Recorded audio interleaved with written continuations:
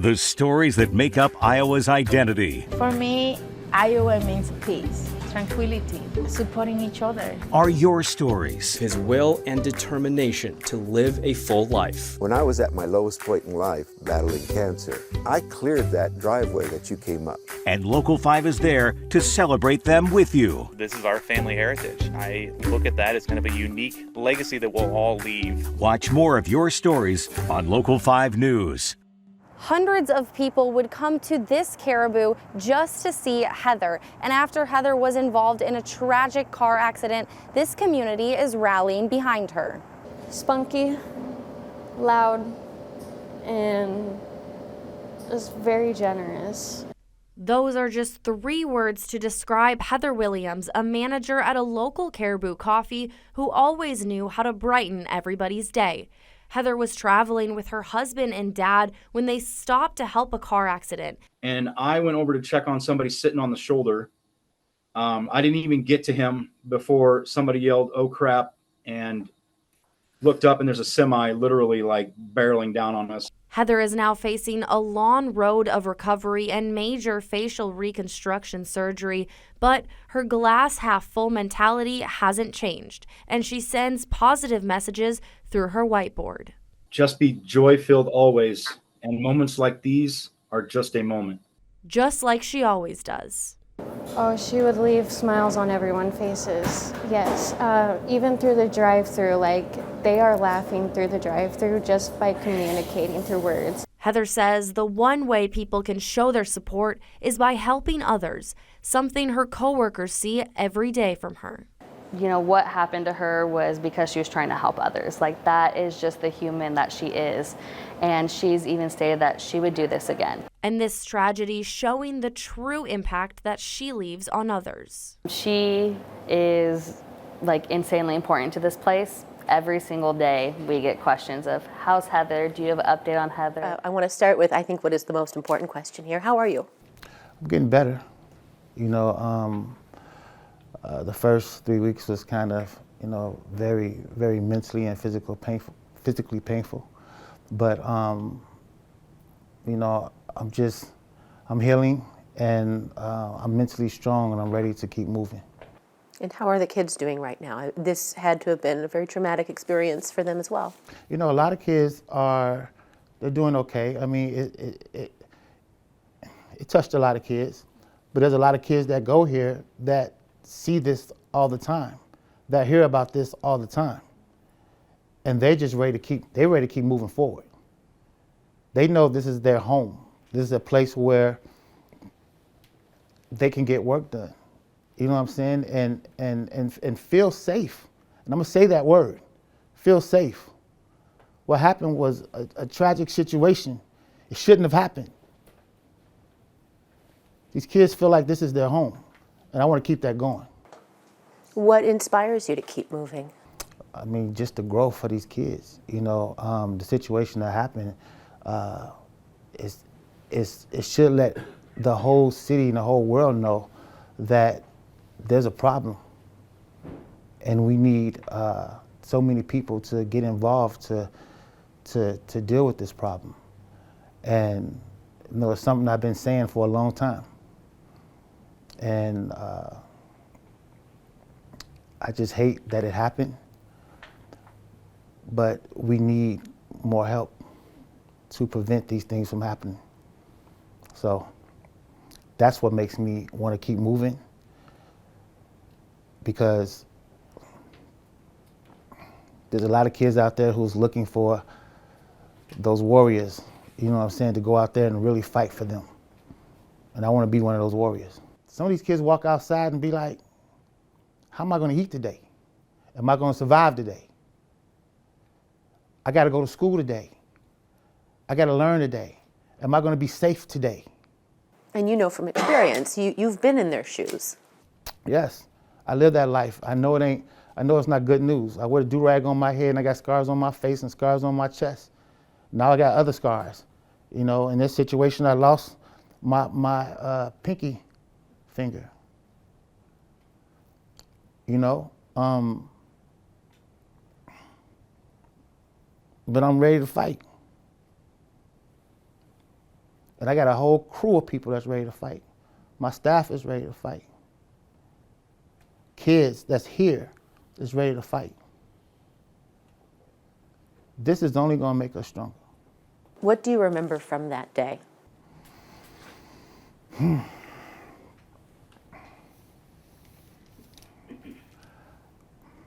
remember it was a good day. And I remember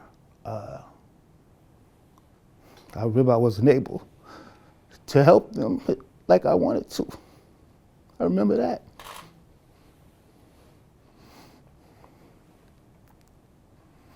Come on, man. It's okay. Take a break. Well, the narrative is this, that those kids was growing and they got caught up in the street life. The growing part needs to be just as powerful. You see what I'm saying? These kids was here actually improving, doing better. And the street life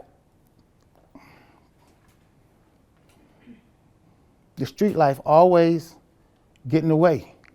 That's why we need as much help as we can get. I tell people all the time that I have to look just as beautiful as the drug dealer, just as beautiful as the gangster, the street. So when it's time for them to choose, they choose me instead of choosing them. But if we all come together, we can look just as beautiful as the drug dealer, as the streets. So they can choose us. Because I'm tired of the streets winning. Starts right here saying, even though we went through something, the change still starts right here. The love still starts right here. The growth still starts right here.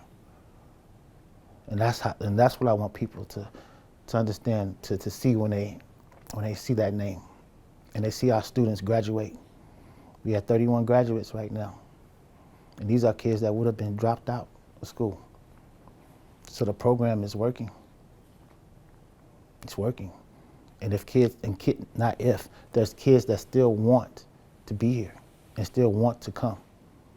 You know, I think that if we get past all the politics and get past the race, we can actually, you know what I'm saying, make a difference. Change is never easy. I like being part of the change, to guide people through the process. And Deborah K. Ostrander understands that. She's a natural listener. As Local 5 chief photojournalist Don Smith found out chatting with her. It's the ear she has for people that inspires a change of heart. That you meet people when they're sometimes at their lowest, and then you watch them make good choices. One good choice leads to another good choice, to another good choice. And they just blossom. As a therapist specializing in helping people with addiction at Keys to Success in Pella, this has been Deborah's life work for more than 3 decades. It's work that has helped Brittany Kuntz, soon to be 15, soon to be 11, and 6. reclaim her life and build relationships with her children again, something she's grateful for. That's cool, though. Oh my gosh, I never thought I would be an average mom. I remember sitting in rehab and I'm like, I would do anything just to take my kid to school, like one more time. Deborah's help didn't stop there. Brittany is now a drug and alcohol counselor at Keys to Success who helped her. I'm very empowered because when you come from a place of addiction, you don't have anything. So you as a business owner agreeing to hire someone that have a 1% of chance of making it is a huge risk for that owner, because people will look on my record and be like, you know, she has a checkered past, but Deb was like, let's do it. Like, I believe in you. It's amazing to Brittany how Deborah never stopped seeing the best in her, even through difficult times, even as Deborah navigates a life far from easy. I went blind totally in 2003. And there's no, people go, how do you do it? And like, how do you not do it? Keys to Success is the only addiction agency in Pella and the surrounding area. Losing her vision meant relearning parts of that job. My computer talks to me, my phone talks to me, everything talks to me sometimes.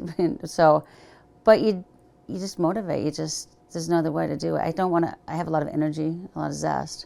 What's most impressive is that her wisdom of everything she knows and what she's taught me. And Deborah's daughter, to always be myself. Miranda Lopez has seen her mom adjust and been a helping hand along the way. Today, Miranda doesn't just work at Keys to Success with her mom, but is still Deborah's biggest fan.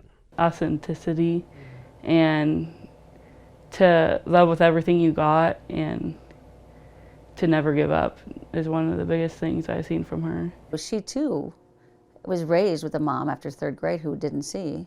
And then she went through a lot herself, so she's a wonderful child. She sees the person, not the problem. That's what Deborah's children say about her. There's a phrase that we're all miracles in progress, and I just think give people a chance. Don't, especially when it comes to addictions and working with clients, recovery is recovery. And helping others get there. I'm going to continue. I'm 55, which I probably shouldn't say on air. Will always. But I don't know to retire. My spouse is like, when are you going to retire? I'm like, therapists don't retire, we just take less clients. Be a part of Deborah's purpose and vision. In Pella, Chanu Herb, Local 5 News, we are Iowa. Just over my shoulder here is the Beacon in Des Moines. It's located here in the Sherman Hill neighborhood. It's an agency that's dedicated to helping women transition out of prison. It offers them services like counseling and support groups to make that transition smooth. But now it's working on a new program aimed at keeping women out of prison altogether. There are about 2 to 10 women per day arrested in Polk County. Melissa Vine, executive director of the Beacon, says many times what's led up to a woman's arrest is complex and filled with trauma. A lot of times women are convicted of crimes that they were coerced into doing by an abusive partner. And it's like, well, I either sell these drugs or I'm going to get beat up. But a new program aims to keep these women out of prison.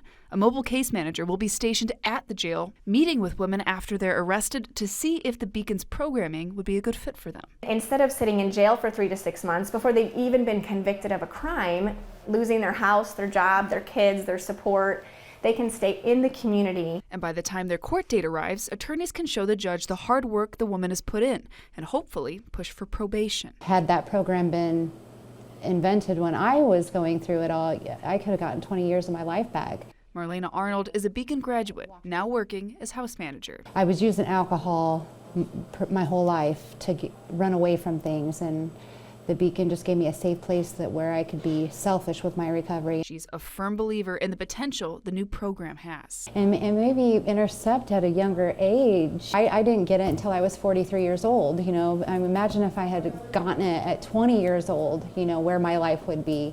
Melissa tells me she's working to hire that mobile case manager position as we speak, hoping to get this program off the ground and live for this spring. Reporting in the Sherman Hill neighborhood, Mary Sugden, Local 5 News, back to you. It's been just a little more than 2 weeks since Kemry Ortega was taken to Mercy One in Des Moines, but she says her recovery gives her hope she can live a normal life again soon. For Kemry Ortega, being in this position right now is both a surprise and a blessing. Life is short. You only get to live it once. Kemry was taken to Mercy One Hospital just a little more than 2 weeks ago after someone shot her in the head outside of East High School. 2 other teens were also hit by the gunfire, including Kemry's friend Jose David Lopez, who died. If I was maybe in a different position or something, and the bullet had not gone where it did, I wouldn't be here today. If it was a few millimeters back, I wouldn't be right here talking to you today. Kemry's mother, Miriam Montiel, is thankful Kemry's alive and making quick progress. We thought that it was going to be long before she started talking to us or walking or doing something, but she's here. This is what their family hoped for after the shooting. It's something Kemry still remembers. Whenever I got hit, my vision was all black and gray. I couldn't see anything, but I could hear people around me. I could hear my friends yelling out my name, and minutes later, I felt the paramedics feeling on my neck, seeing if I was aware or something. Kemry survived that, but recovery is the next hurdle. Step by step, she kept getting better. Miriam and Kemry say it even surprised the family and doctors. I thought I was going to have some slow speech or something slow going on in my body, and he tells me that he's surprised with everything that he's seen. Kemry says her focus now is getting better and praying the other families find peace after this tragedy. She says she has, and she's letting go of any fear or anger. I guess I just have to say, like, stay happy. Don't be mad at someone who does something like that.